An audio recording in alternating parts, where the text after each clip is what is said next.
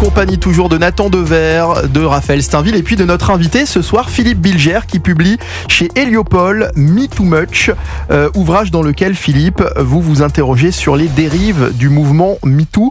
C'est dans la forme un ouvrage hybride entre l'essai et le roman, finalement, Philippe.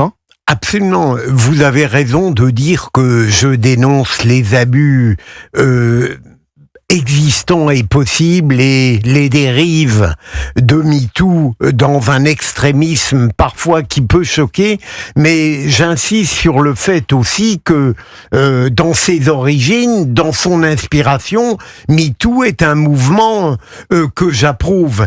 Et si je peux, c'est sur les plateaux médiatiques, quand j'étais confronté par exemple à l'excellente Elisabeth Lévy, qui n'avait pas du tout mon point de vue sur MeToo, j'étais naturellement amené à défendre presque pleinement MeToo. Et c'est seulement quand j'ai pu me retrouver durant les vacances face à moi-même, si j'ose dire, que j'ai osé dire ce que je pensais véritablement de ce mouvement, de ses ombres, bien sûr, mais aussi de ses lumières. Il est fondamental, mais pour le sauver, pour sauvegarder sa pureté, il faut qu'il fasse attention à certaines dérives. Il est fondamental et d'ailleurs, vous dédiez votre livre à toutes les résistantes.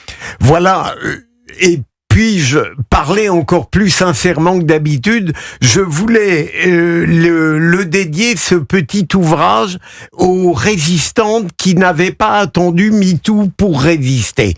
Et on m'a dit, et j'ai suivi le conseil, que il valait mieux dire à toutes les résistantes. Ça correspond absolument à mon point de vue aussi. J'aime énormément les résistants et les résistantes, entendons-nous, authentiques.